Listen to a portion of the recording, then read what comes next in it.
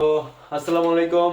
আজকে কিন্তু আমি সোনার হরিণ পেয়ে গেছি। সোনার হরিণ বাংলাদেশে ড্রাইভিং লাইসেন্সটা সোনার হরিণ, সো ফিনল্যান্ডে এটা সোনার হরিণের চেয়ে অনেক বেশি কিছু, যদি না মানুষ ড্রাইভিং লাইসেন্স বাংলাদেশ থেকে নিয়ে না আসে। তো যাই হোক, ওই প্রসেসটা কিভাবে ড্রাইভিং লাইসেন্স এখানে করতে হবে এটা আমি আমার ভিডিওতে বলেছি। তো আজকে আরেকটা খুশির দিন। তো খুশির দিন হলো যে আমি আমার ফিনিশ ড্রাইভিং লাইসেন্স পেয়ে গেছি। তো ফিনিশ ড্রাইভিং লাইসেন্সটাকে আমি আজকে মোড়ক উন্মোচন করব। তো ফিনিশ ড্রাইভিং লাইসেন্স আমার বাসায় চলে আসছে বাই পোস্ট।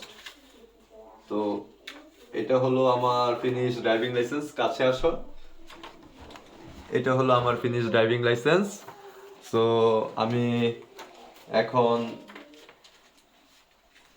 অল ওভার ইউরোপে আমি এখন বৈধ ড্রাইভিং লাইসেন্সের মালিক। হ্যাঁ, আমার এই ড্রাইভিং লাইসেন্সের মেয়াদ হলো 12/8/25 থেকে 12/8/2040 সাল পর্যন্ত। সো আমার এই 40 সাল পর্যন্ত আমি এই ফিনিশ ড্রাইভিং লাইসেন্স দিয়ে আমি এখানে গাড়ি চালাতে পারবো। দেন আমাকে হয়তো এক্সটেন্ড করতে হবে, হয়তো কনভার্ট করে চেঞ্জ করে আরো হেভি লাইসেন্সে যাব। সো এই লাইসেন্সটা পাওয়ার জন্য খুব সিম্পলি আসলে একটা প্রসেস আছে।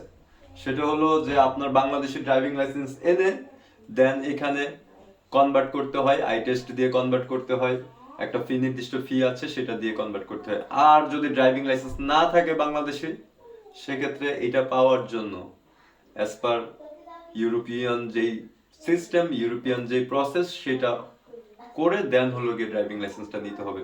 যাই হোক, খুব সহজেই আমি এই সোনার হরিণ পেয়ে গেছি। আর এটা হলো আমার ক্যাটাগরি দিয়েছে এ এবং বি।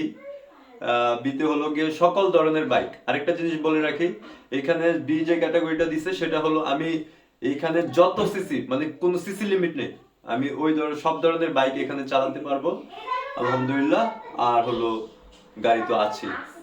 সো অল্প সময়ের মধ্যে কিন্তু পেয়ে গেলাম, তাই না? হ্যাঁ। তো যাই হোক, অলরেডি আমি লার্নার দিয়ে গাড়ি চালাচ্ছিলাম, এখন আমি driving license card holder. Thank you সবাইকে।